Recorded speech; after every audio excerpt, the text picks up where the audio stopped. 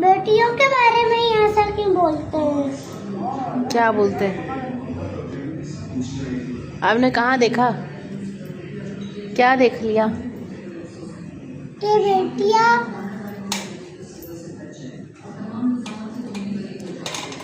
कि बेटियां जो बोले उनको लाके दे दो।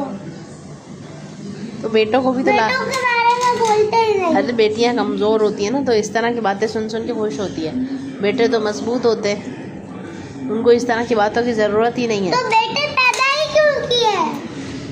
मतलब जान मानो, तो बेटे तो माशाल्लाह नेमत होते हैं ना, नेमत है। और अच्छा, बेटों की भी रील्स बनाए। बेटी अच्छे घर में ही बनती है खाली।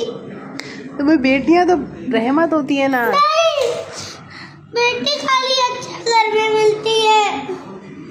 तो हमें जो हर अल्लाह ताला का फेवरेट होता है उसमें ही खाली बेटियां होती है।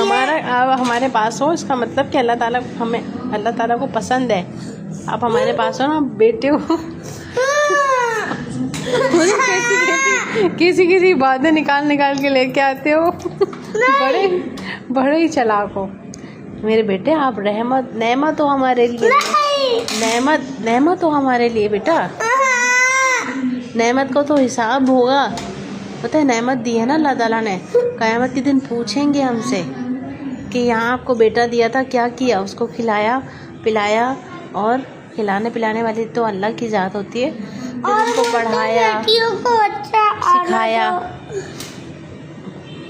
तो अल्लाह ताला ने ये भी तो फरमाया ना कि अगर बराबरी नहीं करोगे औलाद में तो ये भी सबसे बड़ा गुनाह है। ये बात भी तो सिखाई है ना अल्लाह ने मोहम्मद सल्लल्लाहु अलैहि वसल्लम। बेटों की भी रील्स बनाई है ना कितनी सारी। बेटों की भी कितनी सारी। बेटे भी बहुत। बेटे आसान काम में आते हैं, बेटी मुश्किल काम में। अगर बेटा ना होगा तो बहुत बड़े बड़े काम रुक जाएंगे। अगर बेटा नहीं होगा तो